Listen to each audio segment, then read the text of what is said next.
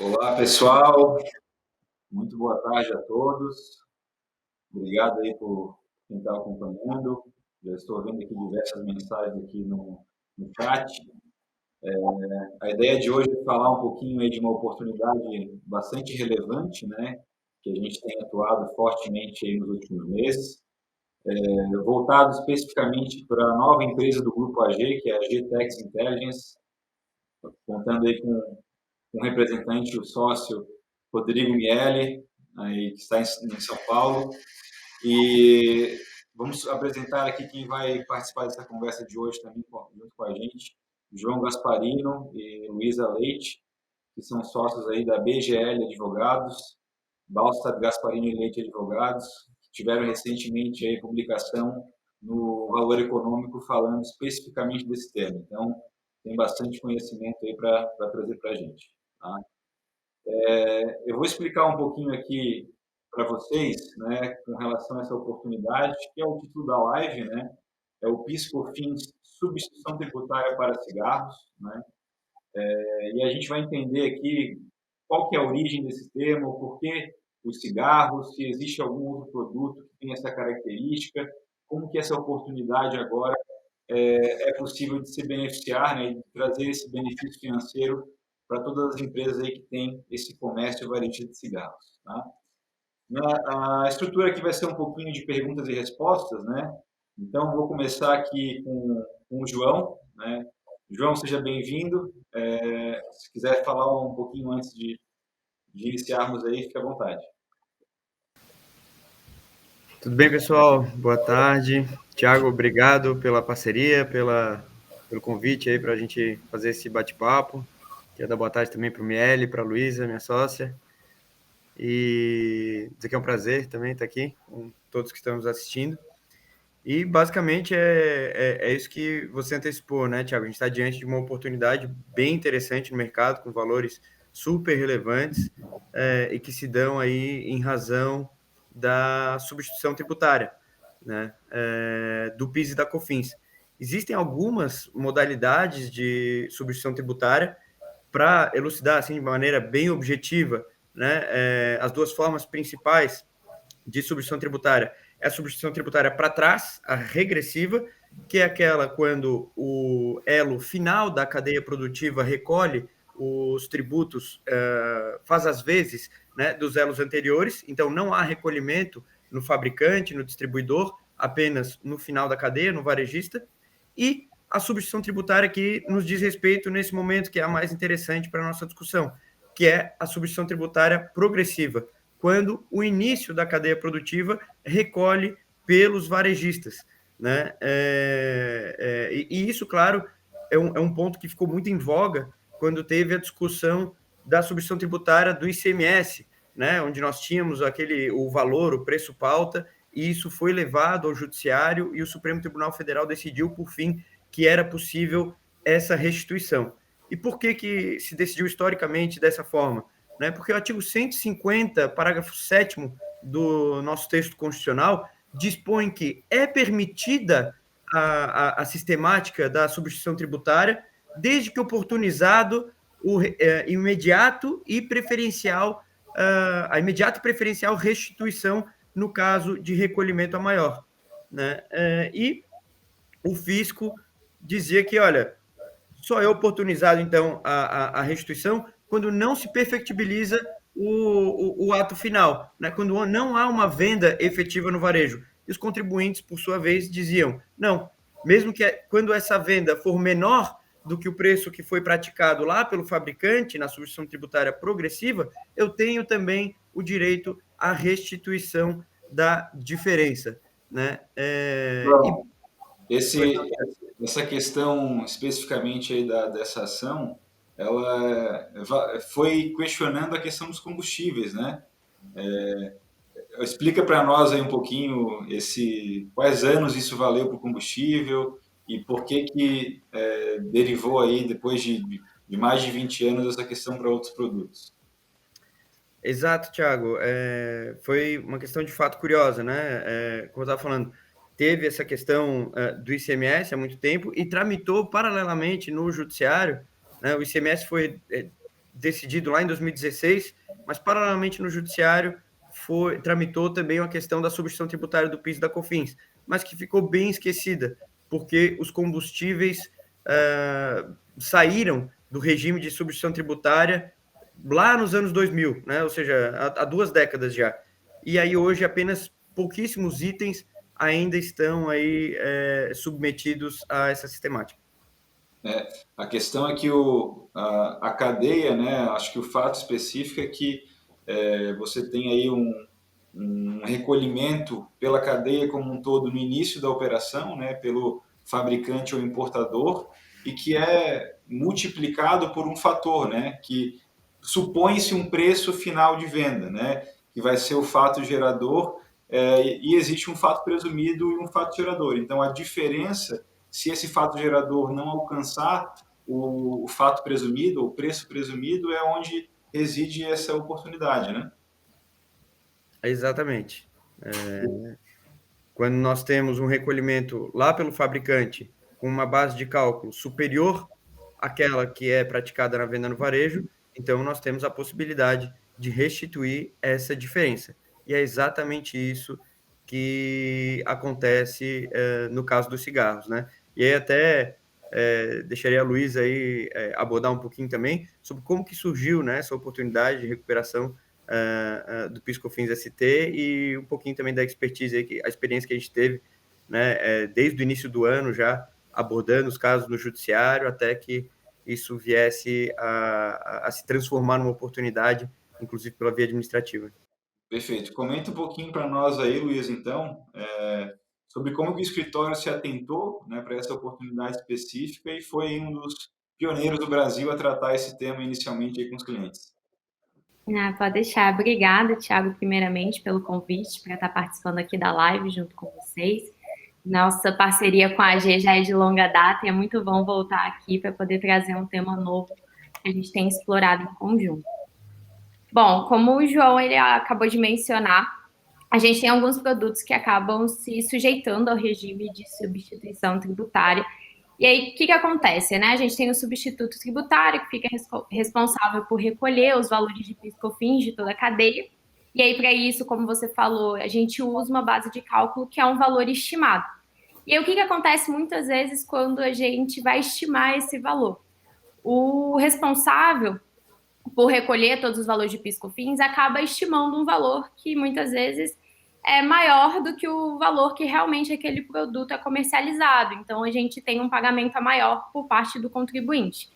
E aí, como você mencionou, justamente a gente teve esse questionamento desse pagamento a maior e uma necessidade de restituição desses valores por parte de alguns postos de gasolina quando o combustível ainda fazia parte do regime de substituição tributária da PIS e da COFINS. Então, as refinarias elas eram responsáveis por fazer todo esse recolhimento do PIS e da COFINS na cadeia, e aí chegava na hora de os varejistas comercializarem isso, o valor era bem menor.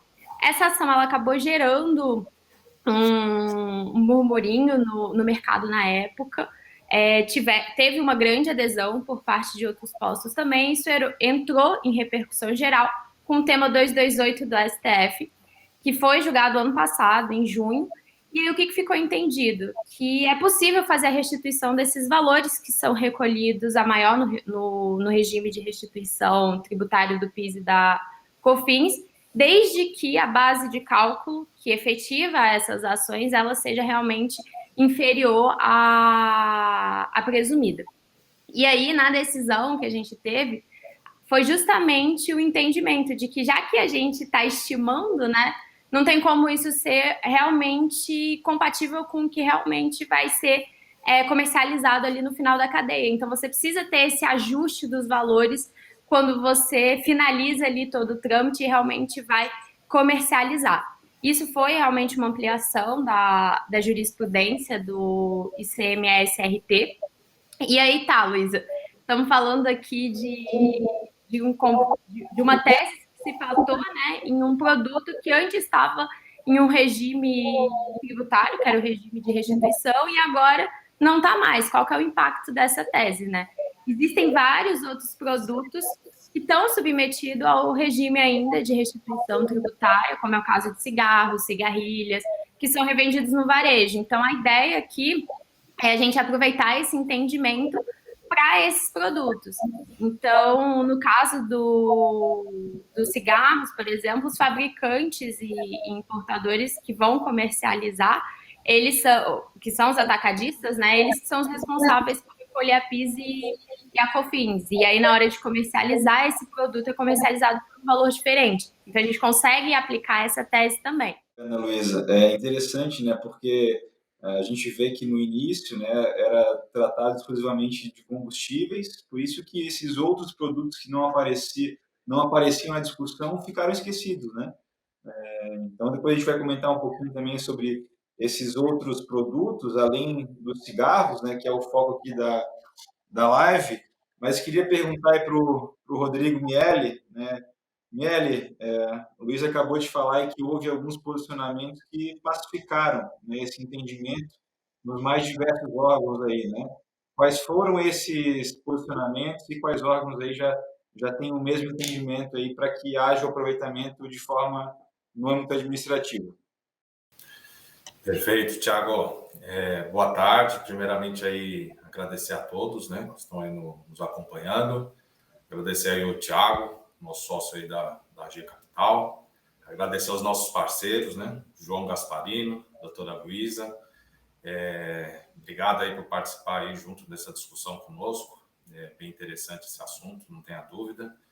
E complementando, né, Thiago, porque é que nós conseguimos aí hoje implementar, temos esse entendimento aí específico aí da implementação de forma administrativa, é justamente um alicerce aí de decisões, né, e posicionamentos que faz aí esse entendimento, né, ter esse entendimento de fazer essa recuperação aí perante somente aí um processo administrativo da Receita, né? Então, voltando ali um pouquinho atrás, como já comentou bem aí o doutor João, a doutora Luísa, né? A questão aí foi submetida aí ao julgamento, né, no STF, foi recepcionado aí, abarcado pela repercussão geral, né? Ou seja, nesse primeiro momento, né, que eu tenho uma decisão em âmbito aí de repercussão geral, eu tenho já todo o meu judiciário, as instâncias inferiores já vinculadas, né? Ou seja, na parte jurídica, quando eu tenho aí a repercussão geral, eu já estou aí abarcado aí com as demais instâncias, já estão vinculadas a seguir o mesmo entendimento aí da nossa Suprema Corte, né? E quando a gente tem decisões no âmbito aí de repercussão geral, né, ou recurso repetitivo, quando é do STJ, a PGFN, logicamente, ela vai analisar, né, essas questões justamente aí para posicionar, né, os procuradores em relação aos processos em andamento. Ou seja, vamos recorrer, vamos continuar recorrendo, interpor recursos, vamos desistir. Quer dizer, existe toda uma análise aí, né, jurídica em relação ao tema, para ver se isso existe alguma posição aí de reversão, né, quando está desfavorável aí à União, e justamente para posicionar ou vincular também até os órgãos aí próprios administrativos. Pois bem, como ainda um assunto, né, estava especificamente na ação falando sobre combustíveis, né, não tenha dúvida aí, a PGFN também ficou em dúvida, né, então antes aí de qualquer manifestação, ela foi ali na Receita Federal e acabou fazendo um questionamento, né, olha, Receita Federal, eu estou aqui com essa questão aí do tema 228 aí que foi julgado no STF, em repercussão geral, e queria aqui que você explicasse, né, fizesse uma explicação justamente o que está abarcando aqui, né, essa decisão, o que abarca em si essa decisão. Excelente, né, a Receita Federal, por sua vez, ela soltou uma nota COSIT, né, então tem uma ferramenta aí administrativa inquestionável, né? Então, soltou uma nota COSIT, isso já foi no âmbito aí de 2000 também, mais para o final aí do ano, né? 11 de 2000, justamente se posicionando, né? Da decisão e colocando, né, o ponto específico que foi dito aí pelo próprio Gasparino, que a substituição tributária aí para combustíveis, ela foi até 6 de 2000, ou seja, ela falou o seguinte: essa ação aqui de repercussão geral, ela cabe no âmbito da substituição tributária para todos os produtos, né, atualmente aí que estão abrangendo, né, a substituição tributária, né, que a gente vai falar aí um pouquinho mais para frente os outros produtos, dentre eles aí ela destacou os cigarros, tá? Nessa nota COSIT está bem clara ali que tem os cigarros ali também, e pontuou falando, olha, e os combustíveis somente até 6, né, de 2000 aí, as empresas poderiam fazer a sua recuperação, já que a partir dessa data virou monofásico, né?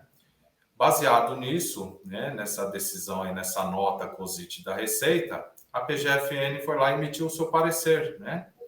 E o que ela colocou nesse parecer? Basicamente, né, vinculando aí todos os procuradores de não recorrerem mais, interpor recurso em relação às ações, né, em andamento, e já desistirem dos recursos, né, que foram interpostos. Ou seja, trocando aqui, né, agora em miúdos, né, quer dizer, eu tenho um alicerce completo para a gente implementar isso de forma administrativa, né? Então, começo ali no judiciário, já tenho aqui todo o meu judiciário vinculado, né, em relação aqui ao âmbito jurídico da tese, né? Então, o entendimento já está aí pacificado no âmbito aí da nossa Suprema Corte. A PGFN emitiu um parecer, né, especificamente já vinculando também os procuradores aí de não contestarem e recorrerem mais em relação às ações tratando especificamente da substituição tributária aí do PIS e COFINS, né? E, por fim, né, que é vamos falar, a cereja do bolo, né, para fazer aí o âmbito administrativo, nós temos aí o próprio posicionamento aí da Receita Federal do Brasil, em nota COSIT, né, dentre todos os seus pontos ali passando, o entendimento que justamente a decisão do STF abarca aí todos os produtos atualmente, né, que estão em substituição tributária.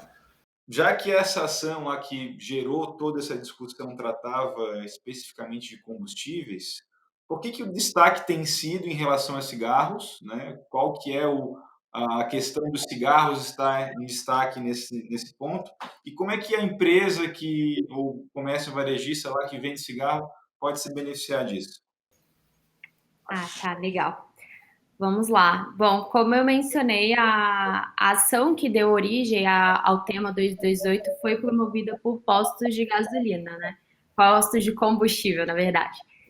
Que embora hoje em dia eles estejam submetidos ao regime monofásico, como a gente mencionou, antes de 2000 eles estavam submetidos ao regime de substituição. Então, por ter ganhado repercussão, a ação ter sido julgada e tudo mais, quando a gente teve essa tese estabelecida, a gente pôde aproveitar ela para outros produtos que se mantiveram sobre o regime de substituição tributária do PIS e da COFINS. Então, a gente pode falar aqui dos cigarros, das cigarrilhas, de motocicletas, tratores. Quando a gente traz isso um pouquinho para área da Zona Franca de Manaus, a gente também inclui nesse pacote gasolina, bebidas frias, refrigerantes, e além de outros itens, né, que são do regime monofásico, que são enviados para a Zona Franca de Manaus, e aqui um ponto também, sem querer desvirtuar o tema, mas que também é bem interessante em questão de oportunidade, quando a gente fala em Zona Franca de Manaus em relação a essa tese, é que nessa região a gente não tem a incidência de PIS/COFINS nas vendas destinadas ao consumidor final, então dá para a gente aproveitar também bastante dos benefícios do que foi firmado no tema 228, mas voltando para o cigarro em específico, a oportunidade ela acaba sendo bem interessante pelo fato da base de cálculo ser bem elevada, o que a gente não vê em vários outros itens. Então, por exemplo, se a gente for falar de motocicleta, a base de cálculo vai ser a operação. Então, se uma fábrica vende 8 uma moto para a loja, e a loja vende por 10 para o consumidor, a base de cálculo vai ser 8. A diferença aí é baixa. Agora, quando a gente fala para cigarros e cigarrilhas, essas contribuições elas são recolhidas pelo fabricante numa alíquota ali de 3% para a COFINS e 0,65% para a PIS, mas a base de cálculo do PIS e da COFINS vai ser obtida a partir da multiplicação do preço fixo para venda de cigarro no varejo por 3,4 e 2,9. Então, vamos trazendo isso de uma forma mais leiga, né? A legislação basicamente prevê que a fábrica multiplique o valor de venda ali no varejo por esses dois valores e utilize isso como base de cálculo na hora de recolher todo o PIS e a COFINS. Mas, João, queria entender aí, depois de todo esse cenário, né, esse amparato legal que a gente deu aqui e desses exemplos um pouco mais práticos, as perguntas que a gente tem tido bastante aí nas reuniões é de que se existe algum risco, né, de questionamento futuro sobre esse aproveitamento administrativo. Essa questão do risco realmente acho que é o principal questionamento, né? Vou receber represálias, o que vai acontecer comigo se eu aproveitar desses valores? E aí eu volto para aquilo que você falou, Thiago, que a gente tem todos os alicerces agora que o Rodrigo Miele também muito bem explicou, né? Nós temos a decisão do STF, a Receita Federal respondendo, né, à consulta Sutri, a PGFN vindo com o parecer normativo, incluindo o tema lá no rol de dispensa de recurso.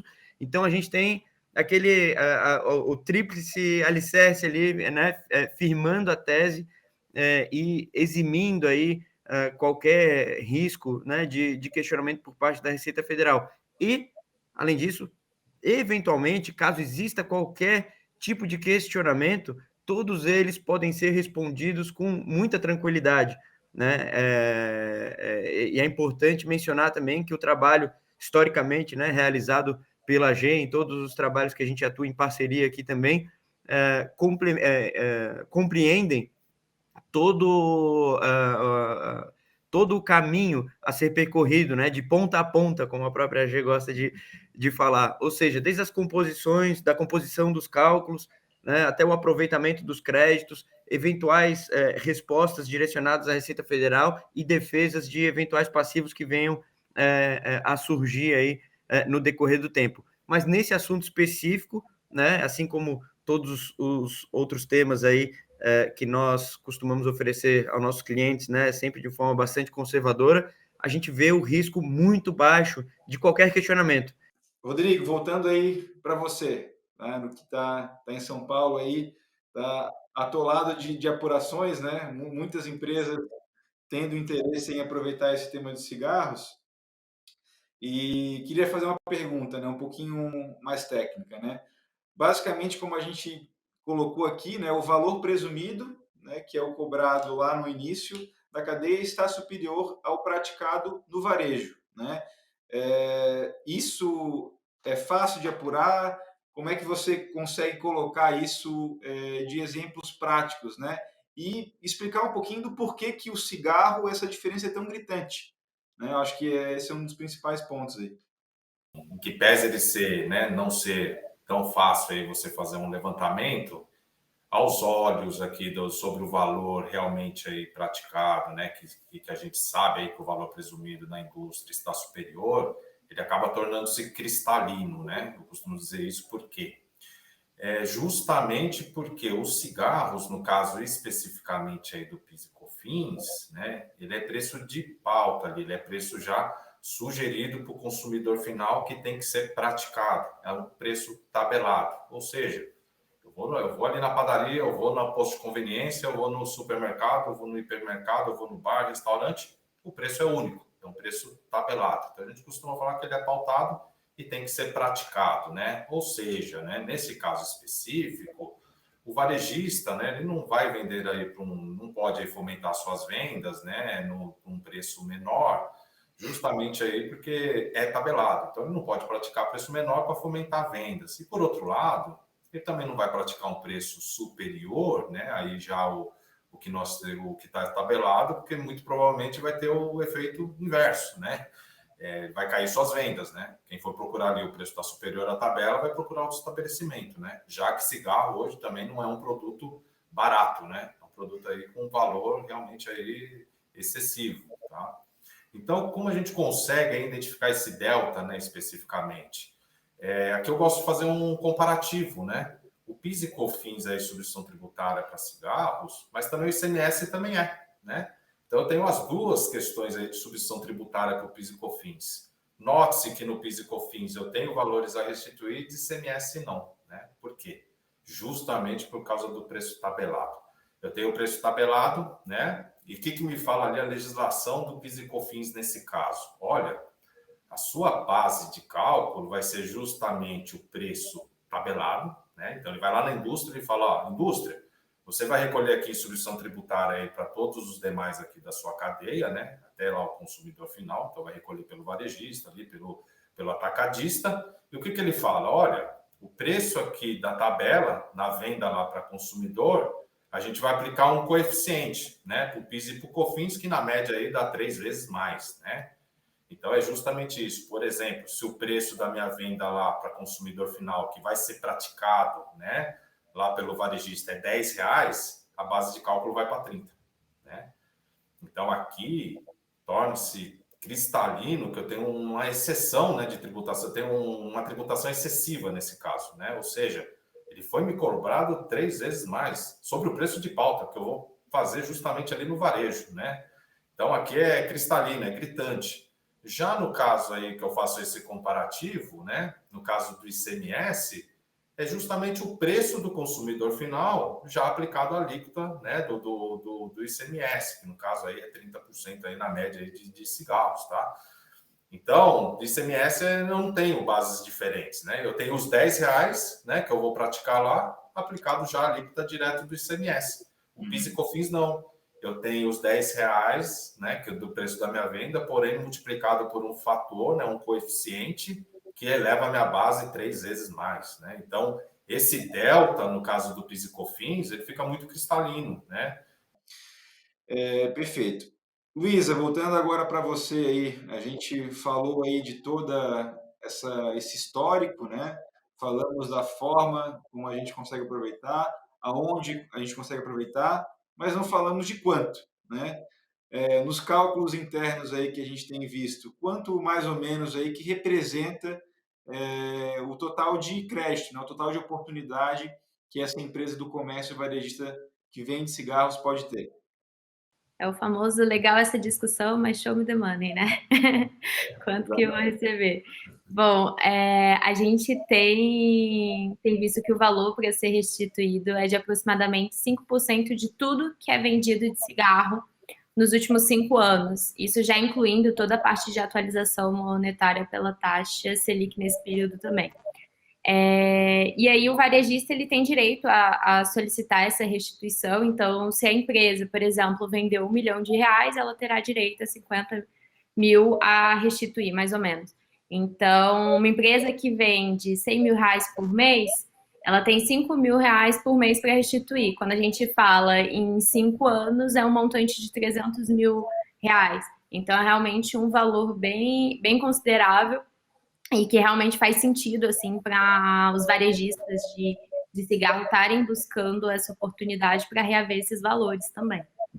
Ainda aqui, se aproximando ao final, pessoal, eu queria fazer aqui uma última pergunta, né? Acho que a gente passou um pouco por essa última pergunta sucintamente, mas eu queria voltar aí o Rodrigo, né, que está na prática aí, na operação do dia a dia aí de aproveitamento dessas oportunidades.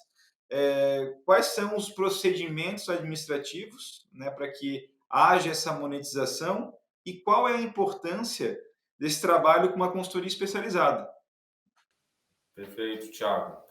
Justamente a gente já, né, passou aí, fez um briefing geral, mas vamos reprisar aqui com mais ênfase, né, nesse caso específico. Como dissemos lá atrás, que nós temos aí o alicerce, né, perfeito aí para fazer o procedimento administrativo, a gente não tem aí outra saída a não ser seguir os procedimentos da Receita, né? Então, todo o procedimento administrativo em relação à restituição, né, de impostos, de tributos aí administrados pela Receita, está tudo dentro da Instrução Normativa 1717. Então, nós seguimos aí, ipsis e literis ali, os dispostos aí, o que está disposto, né, dentro da Instrução Normativa, tá?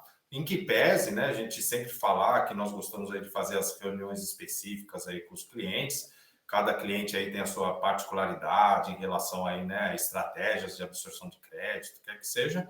Então, a gente sempre gosta aí de fazer essa reunião e explicar mas todo procedimento ali ele não foge do âmbito administrativo, eu não tenho como correr, né? Fazer de uma outra forma se eu não seguir ali os trâmites da Receita Federal, da IN 1717/17. Tudo 17 aí é possível esquecer. Então, o que a gente, né, gosta aí de fazer aí com as empresas aí nesse processo aí administrativo, antes, né, de a gente proceder aí com o processo administrativo, a gente costuma aí assinar um NDA, né, com as empresas, um acordo aí de confidencialidade, que a gente vai ter aí acesso a algumas informações fiscais, tá? Basicamente, tá, a gente consegue aí fazer um trabalho célere em até 10 dias úteis aí, fazer um relatório técnico inicial, principalmente aí com o XML de entrada, tá, das notas fiscais específicas de cigarro. Eu tenho toda a minha informação ali, né, detalhada no XML, né, todo o preço ali que está sendo cobrado da substituição tributária. Então a gente fala aí que o XML aí é o coração aí para o nosso trabalho, e logicamente aí no futuro ele vai ser amparado ali com outros documentos específicos, tá, dentro da Receita. Mas o XML ele tem ali as informações principais aí para o desenvolvimento ali, palastro dos valores, comprovação ali dos valores, ele vai estar aí nessa nota fiscal aí de aquisição, tá? Então, basicamente, com isso, né, o que a gente costuma aí dizer? Tem que esse trabalho, voltando ali um pouquinho atrás, né, que a gente falou ali, ele fica cristalino ali quando você analisa, né, a base presumida em relação realmente à cobrada, mas você precisa realmente aí de uma consultoria com experiência já para fazer justamente nessas recuperações, né? Foi o que eu falei, tem diversas vertentes aí, né, em que pese as empresas estarem aí lucro real presumido, né, conforme o Dr. Gasparino ali colocou também, ele tem a sua particularidade, o PIS e COFINS ali no cálculo, tá? Um pouco diferente aí que a gente sabe de ICMS, né? Então o cálculo ele tem que ser feito aí muito bem embasado, né? Não posso pegar um cálculo a maior nem a menor, por quê? Nesse caso específico, às vezes eu tenho um assunto muito bom, né? Que é esse caso, né? Uma excelente oportunidade, faço um valor errado, né? Faço um procedimento administrativo errado, fatalmente a empresa vai ser autuada, né? Não tenha dúvida.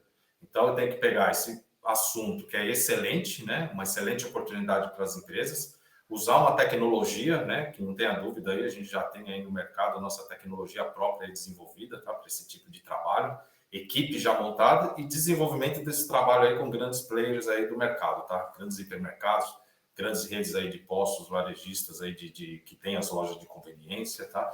Então precisa ter esse time, né? Todo esse, a gente costuma dizer ali atrás, o alicerce, né? Tipo administrativo, e a gente precisa ter esse alicerce operacional técnico também atrás, justamente aí para a gente efetivar, né? Um procedimento, uma oportunidade excelente, para não ter nenhum risco aí para a empresa, tá? É uma atuação cirúrgica, né? Encontrar o valor exato na vírgula e cumprir todos os requisitos aí dispostos nas instruções normativas para que a empresa, o cliente tenha essa segurança, essa tranquilidade de que tudo está sendo cumprido, né? E bem elaborado. E caso haja algum questionamento, você já tem toda a memória de cálculo pronta, junto com um embasamento legal sólido, a resposta fica muito facilitada. Queria dar aqui alguns recados, né? Então, toda essa quase uma hora de live aí, a gente teve bastante discussão, esclarecimento sobre esse tema específico, tá? E convido aí a todos que, de fato, vendem cigarros, né, a fazer esse relatório técnico inicial para saber o número, né, para saber aí o quanto que existe de oportunidade, o quanto que existe de possibilidade de aproveitamento nesses últimos 5 anos de recolhimento. A carga tributária brasileira já é extensa e, como o Miele falou, não é todos os dias que existe essa permissibilidade tão grande aí com relação ao assunto recente e que é um produto aí que é bastante consumido no Brasil. Tá? Então, agradeço a todos, agradeço a participação da Luísa, do Rodrigo e do João e permanecemos sempre à disposição. Muito obrigado a todos aí que assistiram até o momento e até a próxima.